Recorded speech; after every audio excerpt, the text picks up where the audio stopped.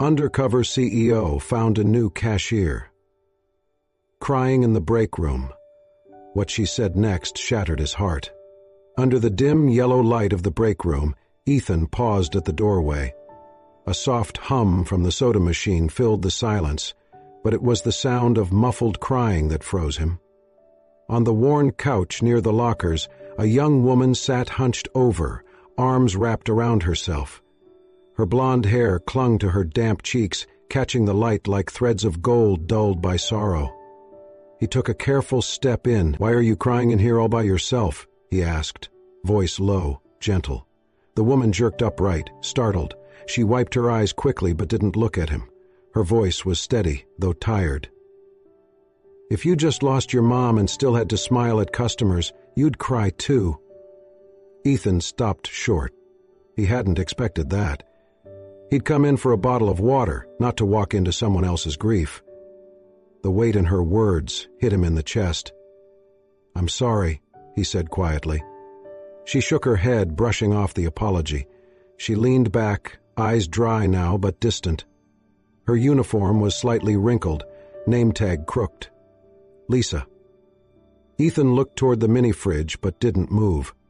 The silence between them wasn't awkward. It was full of things unspoken. Normally he'd give people space, but not this time. "I'm Ethan," he said, offering his name like an olive branch. Lisa glanced at him, really seeing him now, assessing, judging whether he was just another person who'd forget her tears within minutes. After a pause, she said, "Lisa." He wanted to say more, to offer something. "Do you want to be alone?" he asked instead. She gave a half shrug. "Doesn't matter. I've got 5 minutes left." He glanced at the clock. She was right. In a few minutes she'd be back at her register, scanning groceries, pretending her world hadn't just collapsed. He sat on the bench across from her. "I didn't mean to intrude. I get it. About losing someone." Lisa looked at him, surprised but stayed quiet. "It's hard to explain to people who haven't gone through it," he said. "They expect you to cry quietly, take a day off, then get back to it like you're fixed."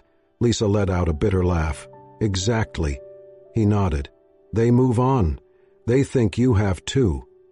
For a moment, she seemed like she might say something, but instead she stared at the floor, foot tapping lightly, counting down the time until she had to wear the mask again. Ethan watched her. There was something in her silence, something strong. He'd known grief, he'd seen it in the mirror, but hers was different, fresh, raw, and quietly unyielding. She's the kind who breaks in silence, he thought, but still shows up. As he stood to leave, he paused. "If you ever want to talk," he said, "or not talk, I'm around." Lisa didn't respond, but as he turned to go, he noticed her eyes follow him. Just for a second. Not with curiosity, not with suspicion, just recognition. The kind one soldier gives another across a battlefield. He stepped back into the store's bright lights, heart a little heavier, mind still replaying her voice. It wasn't just her sadness that stayed with him. It was the strength it took to carry it that quietly. At 35, Ethan Hale was a name well known in the retail world. He was the founder and CEO of Ethan Mart, a grocery chain that had grown rapidly over the past decade, but few knew why he had started it. Ethan's vision had been born from loss, the death of his mother, and a hope that he could create something better for people like her. Elaine Hale had been a single mother and cashier, working late shifts and coming home exhausted, but never failing to smile as she tucked Ethan into bed. She taught him that kindness was not optional. It was a way of life. She never lived to see his success, but Ethan had promised that her sacrifices wouldn't be in vain.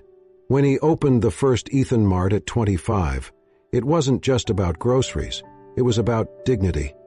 He made sure employees had paid sick days, flexible shifts, and break rooms with real couches and coffee, not just vending machines. And it worked. The company grew, and for a while so did the heart behind it. But something shifted as the business expanded. More stores, more executives, more investors. Ethan began to notice things. Store reports looked strong, but employee turnover climbed. Managers talked in numbers, not names. Words like efficiency and cost control replaced respect and well-being. Then came the letter, left anonymously on his desk. It was blunt but honest. A longtime store manager described a workplace drained of its original values. Burnout, pressure, fear. "You started something good," the letter read, "but we don't feel it anymore. You built this company with heart, but it feels like the heart is gone." Ethan read it 3 times. That night, he didn't sleep. He remembered being a boy, watching his mother cry in the kitchen after getting scolded for giving a sandwich to a hungry man. He had promised himself then, "If I ever run something, no one will be punished for being kind." Now, sitting in a high-rise office with a view of the skyline, he wondered if he had broken that promise. The decision came quickly, but not out of impulse. It was necessary. If he wanted the truth, he couldn't find it behind a mahogany desk in a tailored suit. He had to return to the floor, to the people. He would go undercover. No press, no assistants, just Ethan, stripped of his title, working as a regular employee.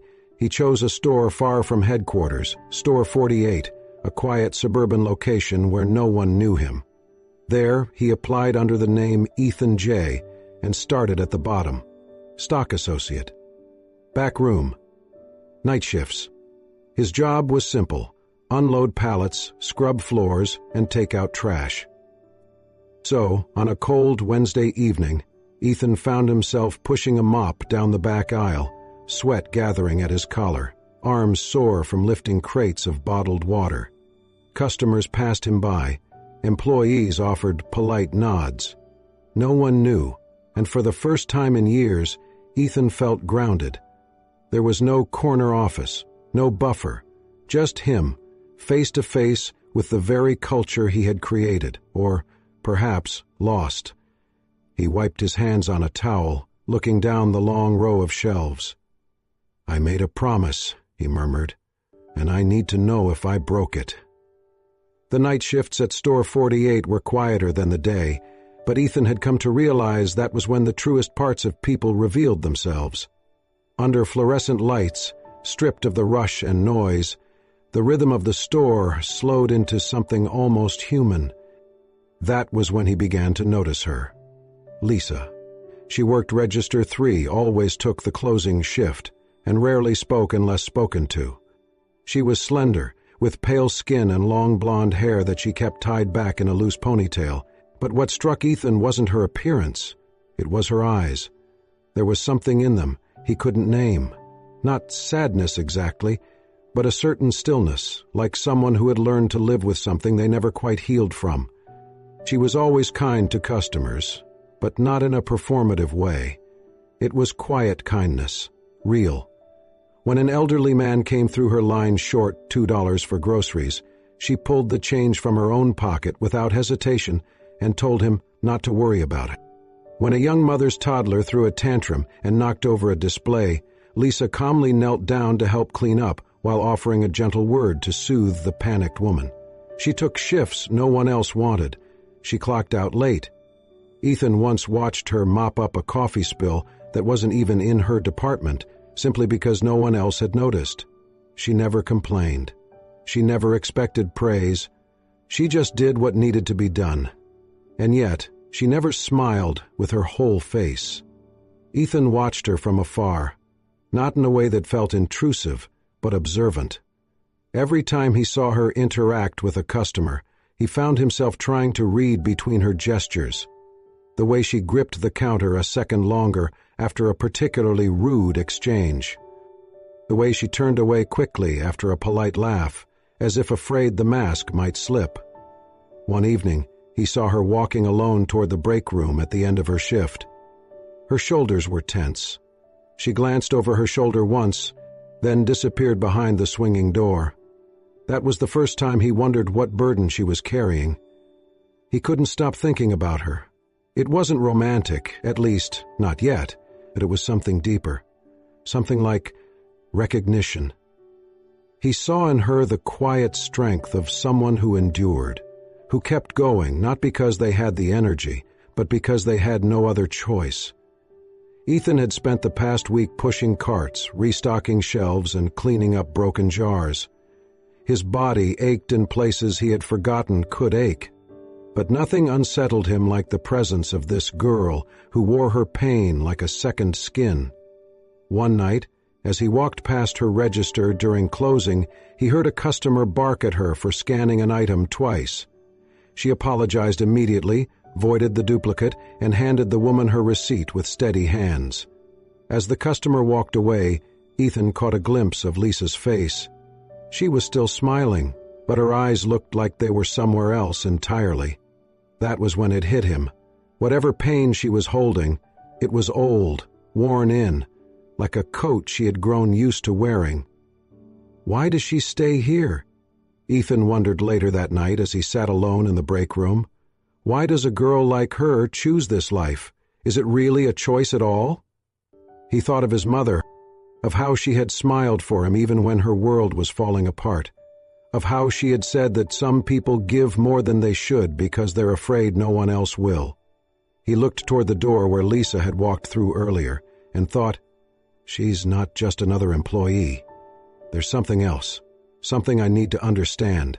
And from that moment on, Ethan began to watch more carefully, not from suspicion, but from a place of quiet reverence. There was more to Lisa than met the eye, and he could feel it in his bones. Whatever it was going to change everything. The break room door creaked as Ethan pushed it open, expecting silence, but the moment he stepped inside, he stopped. There she was again, Lisa sitting on the edge of the couch, elbows resting on her knees, a worn photograph clutched tightly in her hands. Her back was slightly hunched, her posture stiff, as though she were trying to hold herself together by sheer will. Her eyes didn't meet his, but she didn't tell him to leave either. "I'm sorry," Ethan said softly, standing near the door. "I didn't mean to intrude." Lisa gave the faintest shake of her head. Her fingers trembled as they tightened around the edges of the photo. "It's fine, I just needed a moment." Ethan moved quietly to the bench across from her and sat without a word.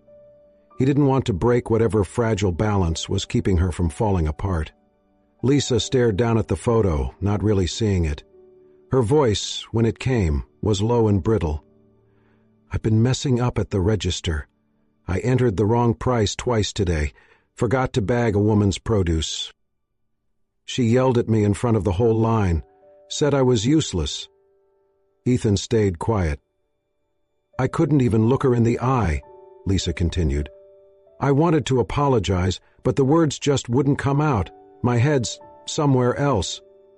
Her lips pressed into a thin line. She looked away, her jaw clenched, like she was trying to trap the emotions crawling up her throat. "I asked for one more day off," she said after a pause, "just one. But the manager said if I miss 2 days in 1 month, they'll cut me from the schedule." Ethan felt the anger rise in his chest, but he swallowed it. This wasn't about him. "I can't afford to lose this job," Lisa said, voice cracking. "My little brother, he's only 6. He needs food, clothes, rent over his head. I'm all he has now." She paused, and her breath hitched. "He keeps asking about her," she whispered. "Every night. How's Mom today? Did she get my picture? Is she still tired?" Her hands shook harder now, and she brought them to her face, shielding her expression as her shoulders hunched inward. "I can't tell him," she said through her hands. "I can't be the one to say it. He draws her pictures every week. I mail them to nowhere and pretend she's still too weak to reply. Every night I lie, and every morning I cry before he wakes up." Ethan's chest tightened. There were no words for this, no comfort big enough to wrap around the weight she carried. "I'm scared," Lisa whispered, finally lowering her hands. "I'm scared that when he finds out, he'll stop smiling, that I'll lose the last piece of her I have left." Ethan watched her, the silence in the room now dense, aching. She looked at him, eyes rimmed red but dry. "I feel like I'm breaking, but I don't have time to break." He nodded slowly, his voice barely audible. You shouldn't have to carry this alone. Lisa gave a hollow laugh. But I do. That's the thing.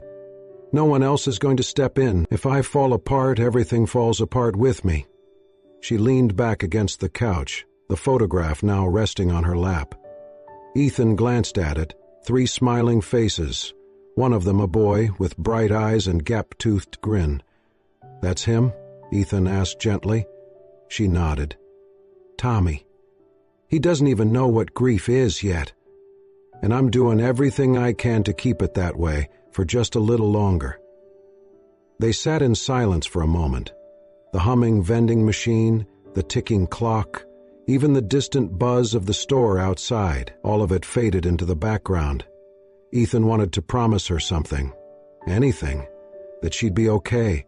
That things would get better. But all he could do was sit beside her and feel the gravity of her world pressing in. She wiped her face with the sleeve of her uniform and stood up slowly. I should get back, she said, voice low but steady. Ethan stood too. If you ever need anything, just say the word.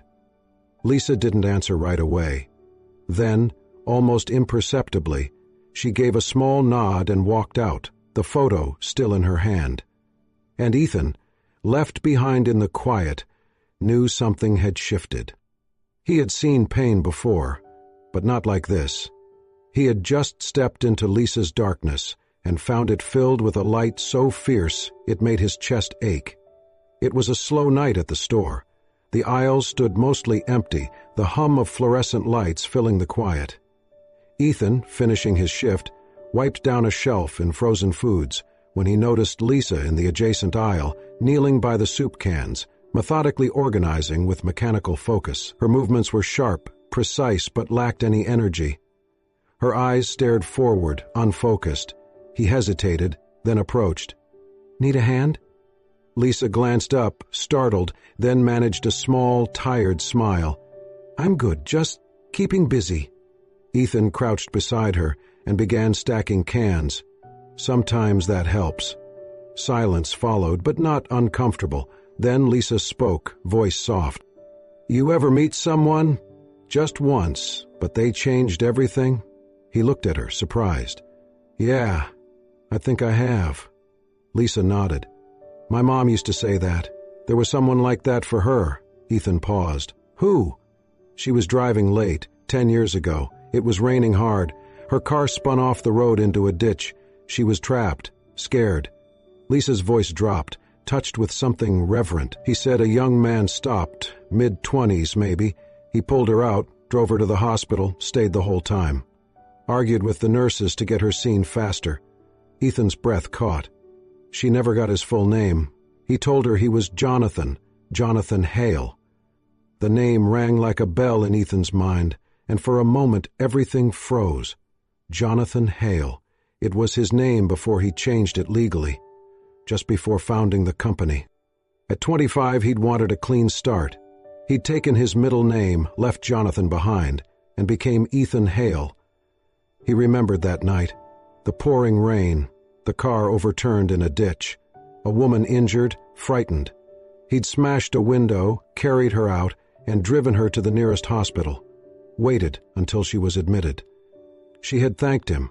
He had nodded, said it was nothing, and walked away. Now here he was, 10 years later, listening to Lisa tell the story. She always called him her angel, Lisa said. Said he didn't just save her body. He reminded her that good people still exist, that kindness mattered. She reached into her pocket and pulled out a folded piece of paper. Its edges were worn. She wrote this, Lisa said. She never sent it. She kept it by her bed. She handed it to Ethan. He took it with careful fingers, unfolding it slowly. To the young man who pulled me from the wreckage, you may never know what you did for me that night, but you didn't just save my body, you saved my belief in people, in decency, in good. If my daughter ever meets you again, I hope she sees what I saw, a heart that didn't hesitate. If I'm gone by then, please know, you gave me more than one night of life. You gave me 10 more years with my children. Thank you. Elaine Carter? Elaine, that was her name. Ethan's throat tightened. He looked at Lisa, the realization settling in with full weight. She was the girl from that night. 14 years old, then. He remembered her faintly, waiting in a hallway with a coloring book, blonde ponytail, wide eyes full of worry. Now here she was, grown, hurting, strong, and he had been beside her for weeks without knowing. She had no idea the man in the story was sitting in front of her. "Are you okay?" Lisa asked, noticing the shift in his expression. Ethan nodded slowly, folding the letter with trembling hands and offering it back. "Yeah, that's a powerful letter." Lisa gave a soft smile. She believed people like him were rare, people who did good and didn't want anything back. Ethan took a breath, forcing himself to stay steady. "Sounds like he left a mark." Lisa's eyes grew misty. "He did?" She tucked the letter away and stood, brushing off her pants. Ethan remained still, his thoughts spinning. Was it really her? Was this girl, this woman, the same child who once drew him an angel with crayon wings and thanked him for saving her mother? And if so, what did he do now that fate had brought them together again? Ethan sat on the floor of his apartment late that night, surrounded by boxes he hadn't opened in years. The dim lamplight cast long shadows across the worn cardboard and stacks of old notebooks, receipts, and mementos from a different life. His hands moved slowly, methodically, as if they were afraid to find what they were searching for. The letter Lisa had shown him still echoed in his mind. Jonathan Hale, her mother's name, Elaine, the night of the accident. It all lined up too perfectly. He needed to know for sure. Digging through one of the final boxes, Ethan found it, a weathered leather journal, the edges frayed, the spine nearly torn. It was the journal he had kept in his 20s, back when he still wrote down thoughts instead of typing them into a phone. He flipped through the pages, notes about early business ideas, reminders, short entries about long nights, and dreams he barely remembered anymore. Then he found it. Tucked between 2 pages, pressed carefully between paper and leather, was a small drawing. The paper was faded now, its edges curled with time, but the image was unmistakable, a childish crayon sketch of a smiling angel with big wings and a gold halo, and at the bottom, written in large, uneven letters, "Thank you, handsome man, for saving my mom, Lisa." Ethan froze. His breath caught in his chest as he traced the lines with his fingertips. The angel had brown hair and a blue shirt, just like he had worn that night. The wings were lopsided, the face crudely drawn, but the message was clear. He remembered now. It was just a few days after the accident. He had gone back to check on Elaine, to make sure she was recovering. She had invited him into their modest home, a small rental on a quiet street. The furniture was old, the kitchen smelled like warm bread, and the walls were lined with photographs of a life built with love. Lisa had been there, maybe 14, a thin girl with bright blonde hair pulled into a messy ponytail and eyes too wide for her face. She had peeked around the corner, shyly at first, then run up to him, holding the drawing with both hands. "I made this for you," she'd said, smiling. "You're like a real-life angel." He had laughed awkwardly, flattered but unsure how to respond. He took the drawing, thanked her, and promised to keep it. And he had. Until tonight he had forgotten. Now, 10 years later, the same girl, now a young woman, was back in his life, broken but brave, carrying the weight of a world that had never gone easy on her. He stared at the drawing, a lump rising in his throat. Emotions surged through him, disbelief, sorrow, awe. The kind of awe that comes when the universe circles back and places someone you once knew into your path again. Just when you're finally able to understand why, tears welled in his eyes.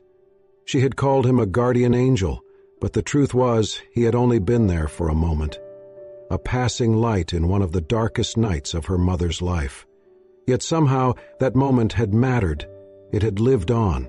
In Lisa, in her mother, in that letter she had never sent, and now she was in pain, alone, carrying not only her grief, but the responsibility of raising her younger brother, working herself into exhaustion just to survive. And still she had kept the gentleness her mother had loved, the decency, the strength.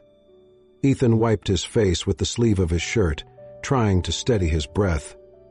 "She remembered me," he whispered. "All this time. But she didn't know yet. She didn't know the man stocking shelves next to her, who had listened quietly as she cried, was the same one from that night. The man she had once drawn with wings and called Angel. The realization was overwhelming.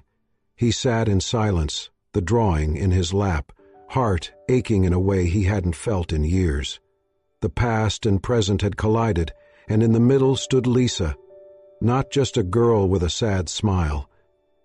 She was a piece of a promise he had made long ago, a symbol of something he thought he had lost in the noise of boardrooms and deadlines.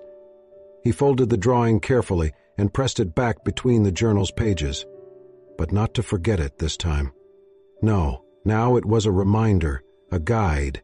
He looked out the window into the quiet night and whispered to the stars, "She gave me this once. Maybe now it's my turn to give something back."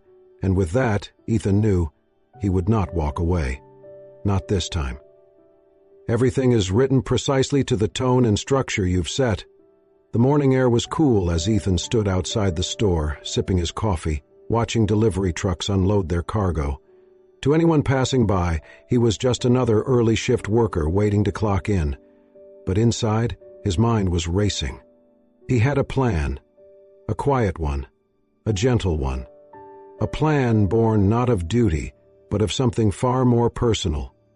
That week, Ethan set up a private support pipeline through the non-profit he had founded years ago in his mother's name, still active, but now under the radar. Under the alias From a Friend of Your Mother, he began sending weekly care packages to Lisa's apartment. Each box was carefully assembled: healthy groceries, toiletries, small toys, and school supplies for her little brother, and sometimes, tucked between the items, a handwritten note on unbranded stationery. "You're not alone. Keep going." Or, "Your strength is seen, even when you feel invisible."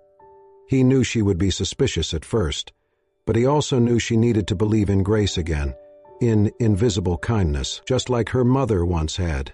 Then came the song. One night in the break room, Ethan had overheard Lisa humming softly as she folded receipts, just a few faint notes, almost lost in the hum of the vending machine. But he recognized it. It was the same melody her mother had hummed years ago in that hospital room. A lullaby passed down. He recorded it discreetly on his phone and later sent it to a composer friend, along with a simple request. "Can you make this into something she'll never forget?" The final piece arrived a week later. A delicate acoustic version of the tune, stitched gently with Lisa's own humming, preserved like a memory beneath piano chords and strings. Ethan had it placed inside a small wooden music box. He wrapped it carefully, added a note, "For nights when silence is too loud, she's still with you," and left it at her door with no sender. But there was one final piece of the puzzle, one he had been holding onto for 10 years, the drawing. He had kept it since the day she handed it to him, a crayon sketch of an angel, smiling under a golden halo. The wings were uneven, the lines unsteady, but it had been filled with so much childlike warmth, so much belief. "Thank you, handsome man, for saving my mom, Lisa." He took it to a framing shop downtown, asked for museum glass, no embellishments, just preservation. At the bottom of the frame, he added a single line in gold script: "Kept. Always." When it was ready, he wrapped it in soft paper and had it delivered to the store, addressed only to Lisa Staff Locker. No sender, no message. He waited in the break room as the shift manager handed her the package. Ethan pretended to be focused on a clipboard while watching her from the corner of his eye. Lisa peeled away the paper slowly, brow furrowed. Then, suddenly, she froze. The drawing stared back at her. Her own handwriting, 10 years, faded. Her own childlike lettering. Her breath caught in her throat. She sat down on the couch.